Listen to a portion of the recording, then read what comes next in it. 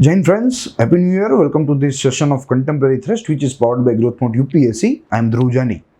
दोस्तों आज के इस सेशन में हम लोग जो DRDO से समाचार आ रहे हैं लगातार पिछले 2-3 महीनों से उससे प्रेरणा लेंगे और यह पूरे सेशन में जो नई तकनीक जो है जिसका सफल परीक्षण किया गया है, यानी कि आप लोग देख रहे हैं जैसे कि स्क्रीन में, जिसे quick response surface to air missile कहा जाता है, उसकी बात करेंगे। भारत की यात्रा देखेंगे, भारत की जो मिसाइल के संदर्भ में जो यात्रा है उसकी बात करेंगे और उसके साथ साथ यह जो टेक्नोलॉजी है उसको भी जो है टेक्निकली देखने का प्रयास करेंगे। देखिए, सबसे पहले यह जो हमारी जो मिसाइलें होती है, यह मिसाइलें दरअसल हमारी आक्रामक क्षमता में अनेक जो है गुना इजाफा करती है। जो हमने हमारे अगले उपाख्यान में जो सबमरीन देखी थी, वो सबमरीन भी ऐसी ही चीज़ है जो कि किसी भी राष्ट्र के जो है मारक क्षमता में या किसी भी राष्ट्र के आक्रामक क्षमता में अनेक गुना जो है बढ़ावा करने वाली चीज़ होती है। तो ऐसे समाचारों का बहुत ही महत्व होता है और ऐसे सफल परीक्षणों के समाचारों का तो महत्व थोड़ा ज़्यादा ही होता है। दूसरी बात, यह जो मिसाइलें होती है, यह मिसाइलें आज के समय हमारा DRDO जो है भारत का, वह संस्था जो है वह देखभाल कर रही है इस पूरी टेक्नोलॉजी की, इस पूरी टेक्नोलॉजी अपग्रेडेशन की प्रक्रिया की।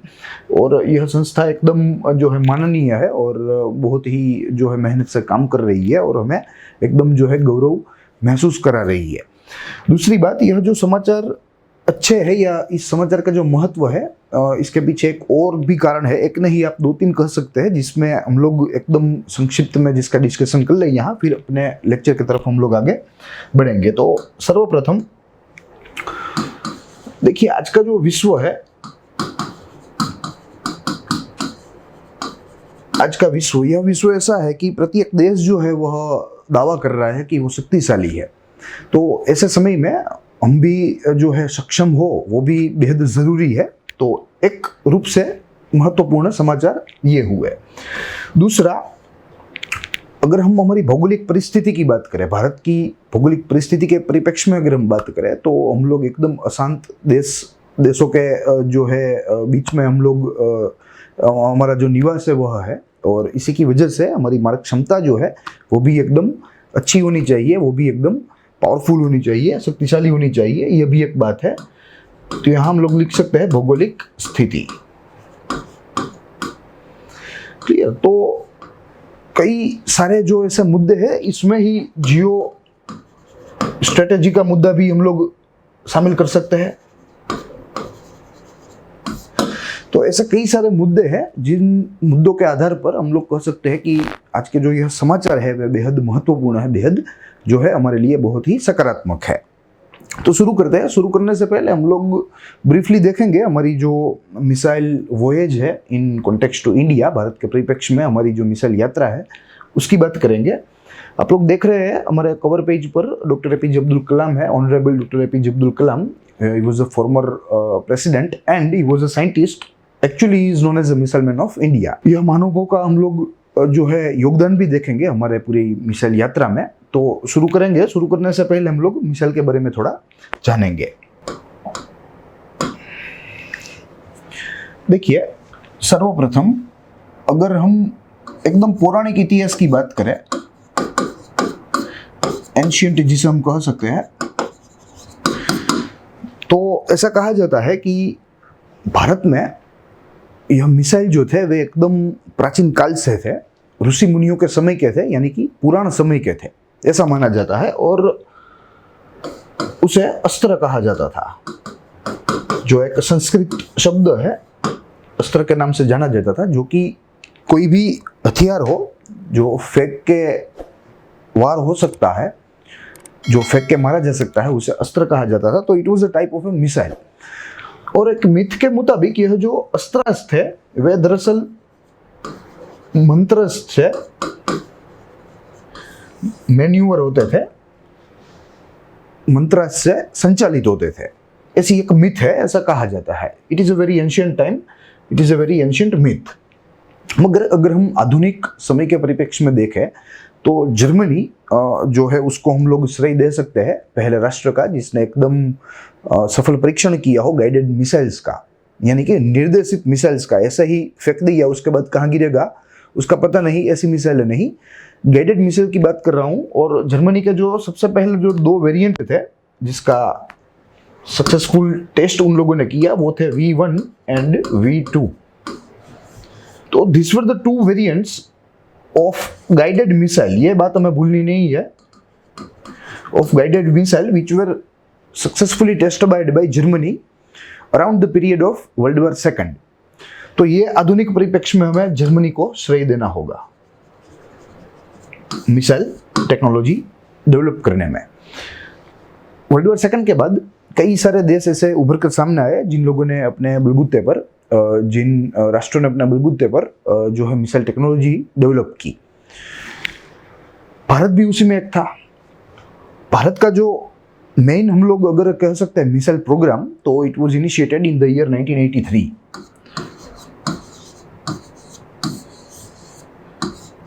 Under the leadership of doctor Kalam. Doctor Kalam sir के नेतृत्व में हमारा प्रथम जो प्रोग्राम था मिसाइल्स डेवलप करने का वह शुरू हुआ, और इस प्रोग्राम को integrated guided missile development programme के नाम पर जाना जाता है, integrated guided missile development programme. और इसी प्रोग्राम के तहत कई सारे वेरिएंट्स जो है उसका विकास किया गया, और यह पूरी की पूरी प्रक्रिया में जो कॉर्नरस्टोन में थे वे थे doctor Kalam sir. He was the man on mission, और इसीलिए उसे हम लोग आज जो है वो याद कर रहे हैं, इतने मान से याद कर रहे हैं।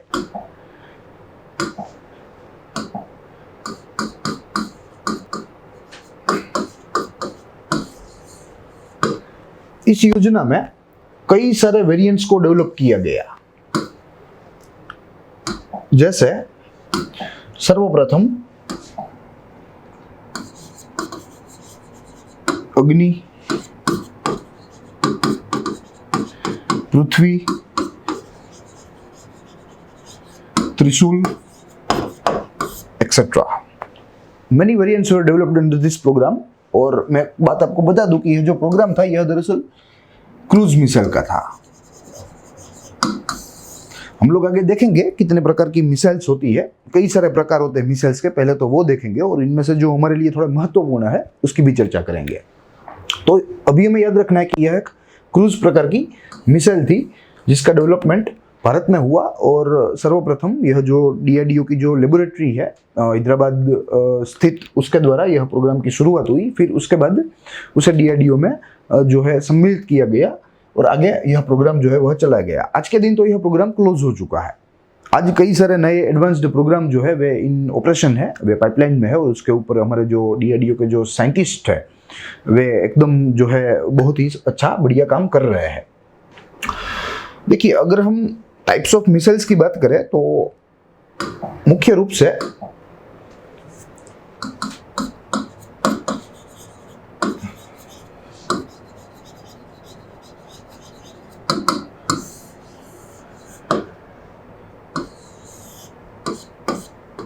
कई तरीके से हम लोग इसका वर्गीकरण कर सकते हैं।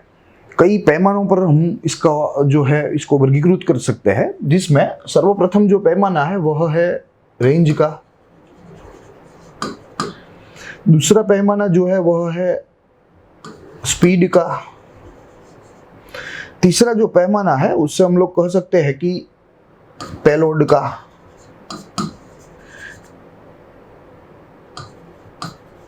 वार पेलोड, यानी कि किस प्रकार की युद्ध सामग्री यह मिसाइल जो है वह अपने साथ कैरी करेगी, उसके मुताबिक भी हम लोग इसे बाइफरगेट कर सकते हैं, क्लासिफाई कर सकते हैं। उसके बाद यूज ऑफ फ्यूल कह सकते हैं हम लोग, या आप कह लीजिए ओनली फ्यूल। कौन से प्रकार का फ्यूल जो है वह यूज होता है उसके ऊपर भी हम लोग इसका बाइफरकेशन कर सकते हैं। तो कई सारी जो है हमारे पास पैरामीटर्स है जिसके ऊपर हम लोग इसकी बाइफरकेशन कर सकते हैं। मगर आमतौर पर दुनिया में 2 प्रकार की मिसाइल जो है वह बनती है। उसमें सबसे पहले होती है क्रूज मिसाइल और दूसरी होती है बैलिस्टिक मिसाइल। ऐसा नहीं है कि कोई एक निम्न कक्षा की है और कोई एक उच्चतम कक्षा की है, ऐसा नहीं है। दोनों ही अपने अपनी जगह पर अच्छे हैं, दोनों में अच्छे अच्छे गुण भी है और दोनों की अपनी अपनी सीमितताएं भी है, जिसका जिक्र हम लोग आगे देखेंगे। अब अगर रेंज की बात करें, स्पीड की बात करें, वार पेलोड की बात करें, फ्यूल की बात करें, तो कई सारे जो है हमारे सामने ऑप्शंस आएंगे जिसके ऊपर हम लोग मिसाइल को पहचान सकते हैं, उसको बाइफरकेट कर सकते हैं। सबसे पहले अगर हम क्रूज मिसाइल की बात करें तो अगर हम उसको रेंज के पैमाने पर नापने की प्रयास करें तो 3 प्रकार के जो है वर्गीकरण हमारे सामने आएंगे, जिसमें पहली शॉर्ट रेंज होगी, दूसरी मीडियम रेंज होगी और तीसरी होगी लॉन्ग रेंज। इसमें हमें याद वही रखना है कि क्रूज मिसाइल की अधिकतम रेंज जो है वह 1000 किलोमीटर है, तो इसकी लार्जेस्ट अपर लिमिट जो है वो 1000 है। जो तीनों क्लासिफिकेशन है वे बिलो 1000 किलोमीटर की रेंज के है। वहीं जो बैलिस्टिक मिसाइल है उसकी क्षमता, अधिकतम क्षमता 5500 किलोमीटर तक की है, यानी कि अधिकतम दूरी तक यह मिसाइल जा सकेगी क्रूज मिसाइल के तुलना में, उसके मुकाबले। स्पीड के मामले में देखें तो क्रूज मिसाइल जो है उसमें हम लोग 3 प्रकार की मिसाइल्स जो है उसको हम लोग जान सकते हैं, जिसमें पहली रहेगी सबसोनिक, दूसरी रहेगी supersonic and third will be hypersonic, या आप कह लीजिए सोनिक ही कह लीजिए, hypersonic. These are the 3 classifications of cruise on the basis of speed. तीनों में भेद है। सबसोनिक जो है वह दरअसल ध्वनि की गति से थोड़ी कम गति है, यानी कि 0.8 मैक। सुपरसोनिक जो है वह ध्वनि की गति से थोड़ी ज्यादा गति है, तो 2 to 3 मैक। और जो हाइपरसोनिक है वह बहुत ही तेज गति है, 5+ मैक से यह ट्रैवल करती है मिसाइल, वेरी फास्ट। अब वार पेलोड में अगर हम देखना चाहे बाइफरकेशन, तो 2 प्रकार के बाइफरकेशन होते हैं, चाहे क्रूज हो या बैलिस्टिक हो। क्या वो कन्वेंशनल वारहेड कैरी करती है या वो स्ट्रेटेजिक वारहेड कैरी करती है। स्ट्रेटेजिक का मतलब प्योरली न्यूक्लियर है और कन्वेंशनल का मतलब है purely conventional warhead non nuclear, जो कि हम लोग शुरुआत के समय से उपयोग करते आए हैं। तो यहाँ सबसे पहले कन्वेंशनल और वहीं दूसरा स्ट्रेटेजिक। उसी तरह फ्यूल के मामले में भी ऐसा ही होगा, क्या वो सॉलिड प्रोपेलेंट यूज करता है, क्या वो लिक्विड करता है, क्या वो रामजेट इंजन है, क्या वो स्क्रैमजेट है, क्या वो क्रायोजेनिक है। तो कई सारे हमारे सामने वेरिएंट्स जो है वे आ जाएंगे। फ्यूल के मामले में हम लोग बोल सकते हैं कि सबसे पहले क्या वो सॉलिड है, क्या वो लिक्विड है, क्या वो रामजेट इंजन है, क्या वो स्क्रैमजेट इंजन है, क्या वो क्रायोजेनिक है।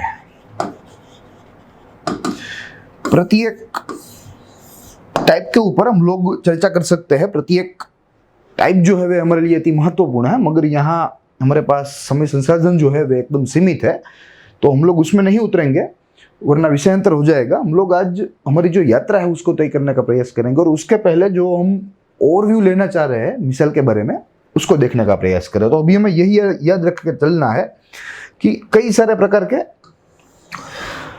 जो है फ्यूल के ऊपर हम लोग क्लासिफाई कर सकते हैं मिसाइलों को।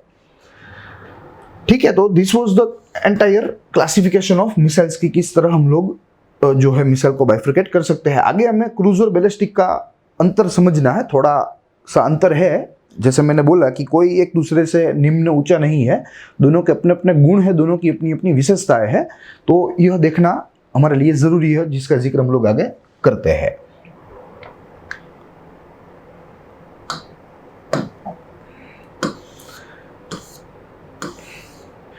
देखिए यह हमारे पास एक फाइल फोटोग्राफ है, it's representative image of doctor Kalam sir. He was a man with mission, और आज यही महानुभाव की बदौलत हमारी जो आक्रामक क्षमता है वो अनेक गुना जो है बढ़ गई है, और हम ऐसे जो है झगड़ाखोर पड़ोसियों को नियंत्रित कर पा रहे हैं।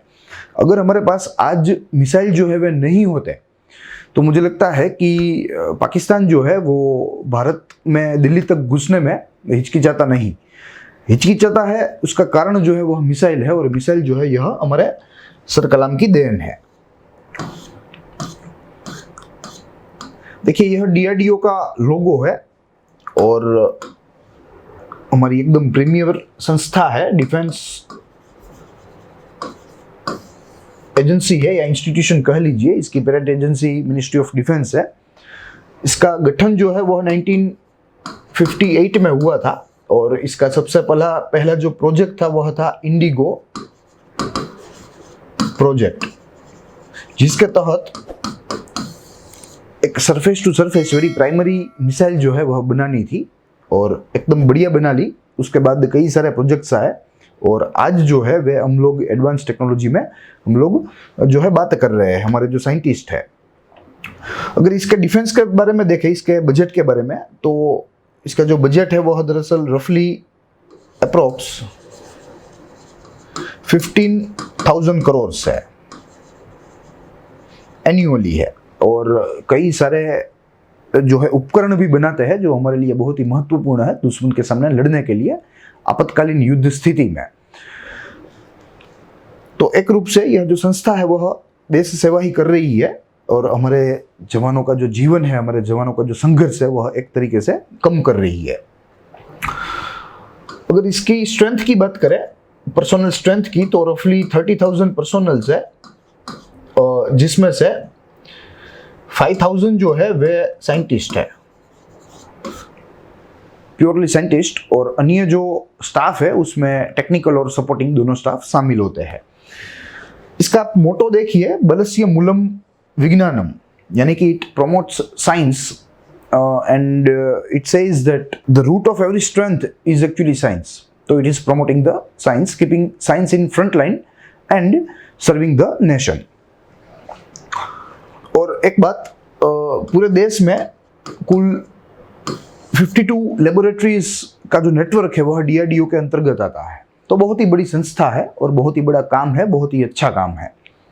और पिछले कई दिनों से हमारे जो है डीआरडीओ के द्वारा हमें कई सारे अच्छे न्यूज़ जो है वे दिए जा रहे हैं, जिसमें रुद्रम का भी समावेश कर सकते हैं, और यह जो है quick range surface to air missile का भी समावेश कर सकते हैं। Quick reaction, I am sorry. देखिए यह जो फोटोग्राफ है यह हमारे करंट चीफ है डॉक्टर सतीश रेड्डी, और यह भी एक साइंटिस्ट ही है। Doctor Satish Reddy south Indian है और डीआरडीओ के आज के समय के चीफ है। तो ये लोग अच्छे हैं जो बढ़िया काम करते हैं, देश की सेवा करते हैं, और हमारे जो सशस्त्र बल है उनकी क्षमता में, उनकी आक्रामक क्षमता में, उनकी ताकत में अनेक गुना जो है वह इजाफा करते हैं। देखिए यह डिफरेंस है जो हम लोग बात कर रहे थे between ballistic missile and cruise missile. Difference तो नहीं है, मगर अपने अपने कैरेक्टरिस्टिक्स है जिससे हमें इन लोगों का डिफरेंस जो है वो हमें मालूम पड़ सकता है। फर्स्ट ऑफ ऑल रेंज से शुरू करेंगे। Range from low to very high up to 15,000 kilometre ballistic missile. आज के समय जो आईसीबीएम है जो कि फुलेस्ट डेवलप्ड वेरिएंट है बैलिस्टिक मिसाइल का, वो 5,500 किलोमीटर की दूरी जो है वह तय कर सकता है, यानी कि एक खंड से दूसरे खंड जा सकता है। इसीलिए इसे आईसीबीएम इंटरकॉन्टिनेंटल बैलिस्टिक मिसाइल कहा जाता है। Cruise missile mostly around 1,000 kilometre up to 4,000 kilometre. आज की जो अपर लिमिट है जहां तक हम पहुंचे हैं, इट इज 1,000 किलोमीटर रेंज, मगर it can be enhanced by technology upgradation up to 4,000 kilometre max.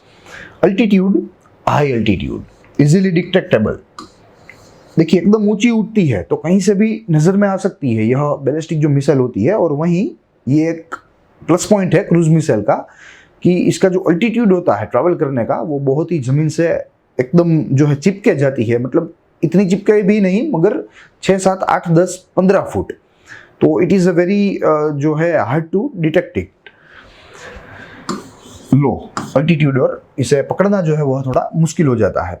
Precision लो, देखिए बैलिस्टिक मिसाइल है, दूरी ज़्यादा तो एक्यूरेसी जो है वह थोड़ी कम, प्रिसीशन जो है वह कम, और वहीं क्रूज मिसाइल में दूरी कम तो प्रिसीशन जो है उसकी जो मारक क्षमता की जो एक्यूरेसी है वह एकदम हाई है।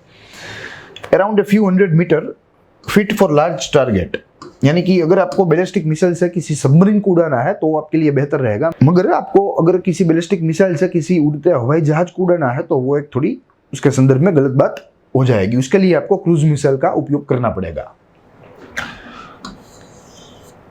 High a few meters fit for small and mobile targets, small and mobile targets के लिए बहुत ही अच्छा है। इसका प्रिसीशन जो है वो बहुत ही हाई है क्योंकि इसकी दूरी बेहद कम है, इसकी ऊंचाई जो है ट्रैवल करने की वो भी थोड़ी कम है।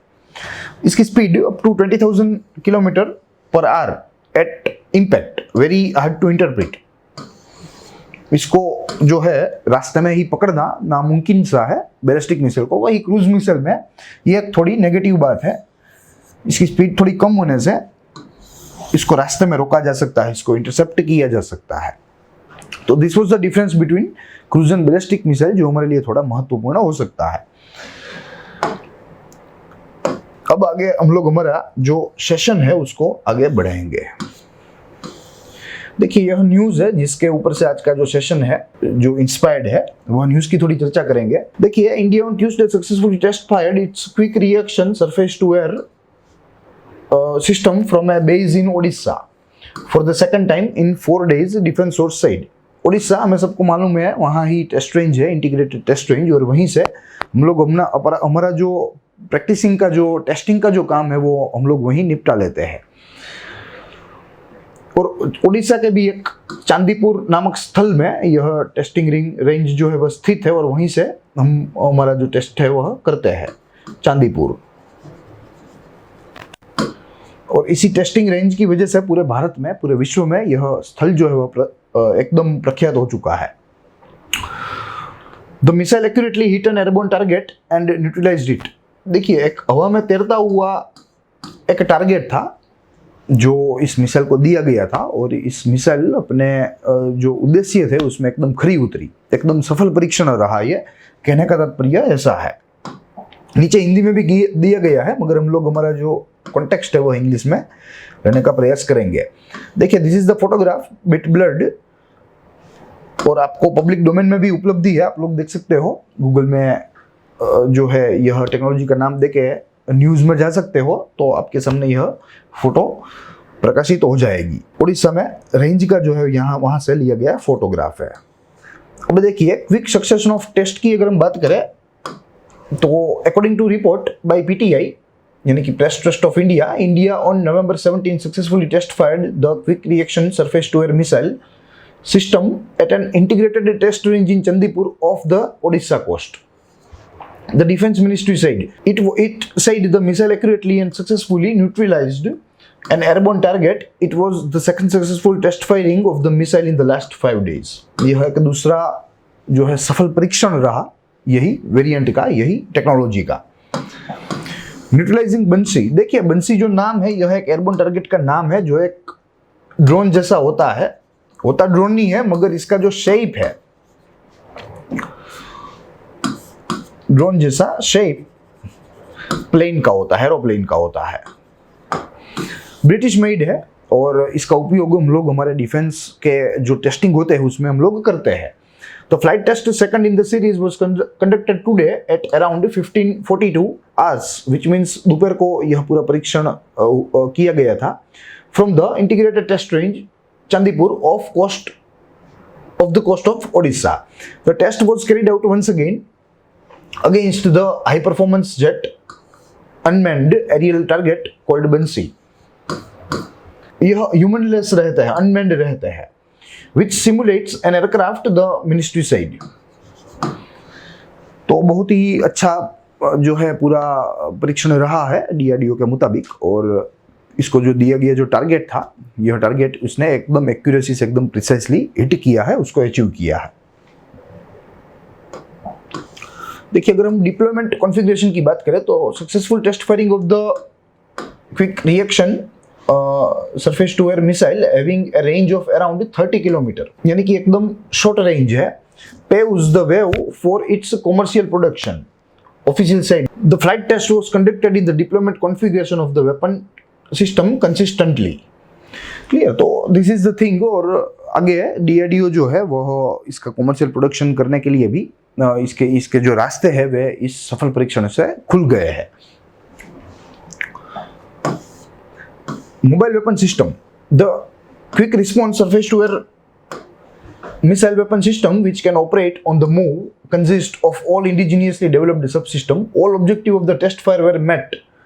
The launch was carried out in the presence of the user from Indian Army, it said.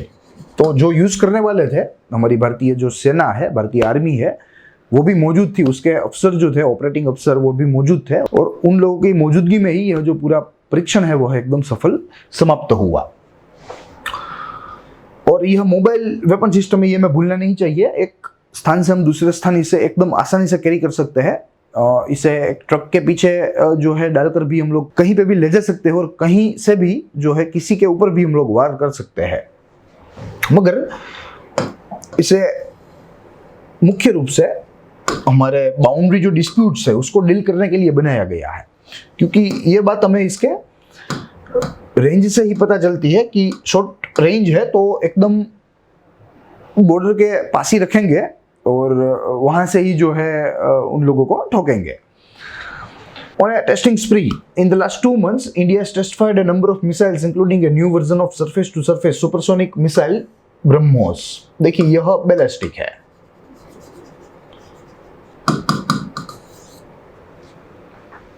तो ये हम लोग भारत के मध्य से भी हम लोग इसे छोड़ सकते हैं और ये गिरेगा किसी और दुश्मन राष्ट्र के ऊपर।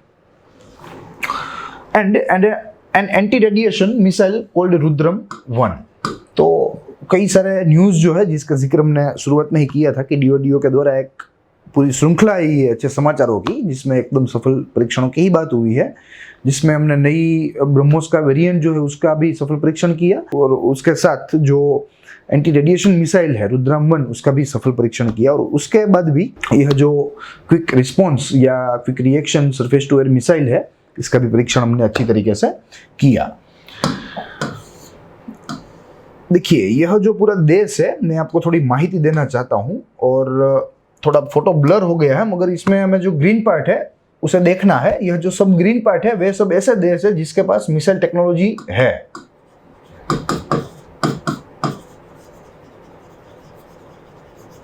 मिसाइल टेक्नोलॉजी से लेस है ऐसा देश ग्रीन कलर में है, जिसमें भारत का भी समावेशन होता है। और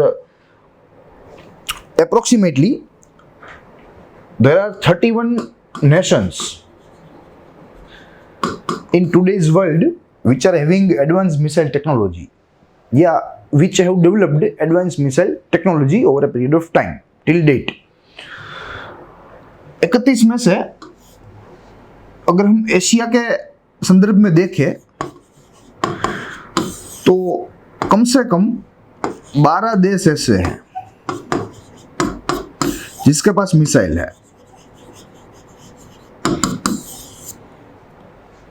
तो आप लोग समझ सकते हो कि हम लोग कैसे अशांत क्षेत्र में जो है हमारा राष्ट्र स्थित है और हम कैसी चुनौतियों से हम लोग घिरे पड़े हैं। कुल 31 है पूरे विश्व में, और उसमें से 31 में से 12-13 जो है वे अकेले एशिया में है, एक अकेले खंड में है। तो ये थोड़ी गंभीर बात है और हमारी जो संस्थाएं है बड़ी बड़ी वे एकदम डिसआर्मामेंट की तरफ अपने कार्य जो है वे कर रही है, मगर उसको अभी जो है और तेजी से करना होगा, तभी हमारा पूरा विश्व जो है वह जो है निशस्त्र बन पाएगा। तो ये आंकड़ा हमें याद रखना है, 31 in the world and 12 in Asia, 12 और 13 इन एशिया। देखिए, हमारे पास एक इंफोग्राफ मौजूद है जिसके मुताबिक India's ballistic and cruise missiles की पहचान हमें करवाई गई है उसके रेंज के साथ। देखिए भारत है, एकदम अच्छा यहाँ जो है इंफोग्राफ तैयार किया गया है और इसीलिए हमने यहाँ फोटो रखी है। देखिए यहाँ ब्रह्मोस है, उसके बाद निर्भय है, प्रहर है, पृथ्वी है, पृथ्वी सेकंड है, अग्नि है, अग्नि सेकंड, अग्नि थर्ड, अग्नि फोर्थ, अग्नि फिफ्थ, K15 यानी कि सागरिका है और उसके बाद K4 है यानी कि सब लॉन्च्ड है। क्लियर? तो this are the range of missile with India, या इसमें से कुछ जो है यानी कि अधिकतम जो है वे डेवलप्ड है और सिर्फ कुछ ही ऐसी है जो अपने ऑपरेटिंग स्टेज में है या डेवलपमेंटल स्टेज में है। देखिए 300 किलोमीटर की रेंज है हमारी, वहां से शुरू होता है यह मामला ब्रह्मोस से और अटकता है 3500 किलोमीटर पर, 3500 kilometre, which a very huge figure in terms of missile technology या आप मिसाइल रेंज कह लीजिए। देखिए यह 1000 किलोमीटर है, तो उसमें भी हम लोग आधा चाइना ले लेंगे और चाइना के साथ कई सारे देश है जिसमें पाकिस्तान और अफगानिस्तान तो कहीं दिख ही नहीं रहा है। अफगानिस्तान को तो देखना भी नहीं है, वो हमारा मित्र राष्ट्र है। पाकिस्तान जो है वह कहीं दिख भी नहीं रहा है, 1000 में ही। फिर 2000 किलोमीटर है जिसके बल पर हम लोग तुर्की तक पहुंच सकते हैं। अगर वेस्ट की बात करें और ईस्ट की बात करें तो लगभग जापान तक। उसके बाद 4000 किलोमीटर का एरिया है जिसमें हम लोग आधा रशिया जो है वो तय कर सकते हैं। वेस्ट में देखें तो एंटायर यूरोप, ईस्ट में देखें तो जो है हम लोग जापान तक पहुंच सकते हैं। और उसके बाद जो 5000 किलोमीटर वाला है वह अफ्रीकन कंट्रीज भी हमारी रीच में कर देगा और उसके साथ साथ नॉर्दर्न यूरोपियन कंट्रीज भी ले लेगा, पूरा रशिया ले लेगा, रशिया के साथ साथ इधर पूरा पैसिफिक जो समुद्र है और ऑस्ट्रेलिया के भी कुछ भाग जो है वहाँ अपनी रीच बना लेगा।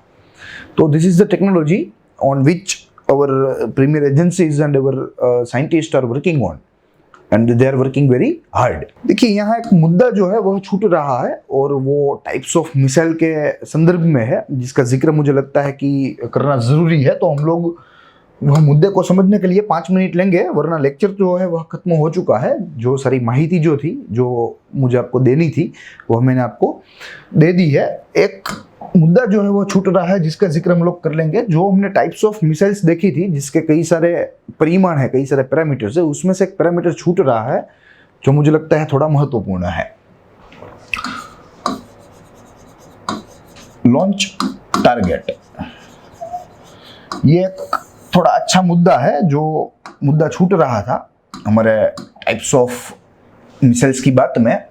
इसके मुताबिक कई सारे टाइप्स के मिसाइल्स हो सकते हैं। एक हो सकता है सरफेस टू एयर, दूसरा हो सकता है सरफेस टू सरफेस, तीसरा हो सकता है सरफेस यानी कि कोस्ट टू सी कह लीजिए आप।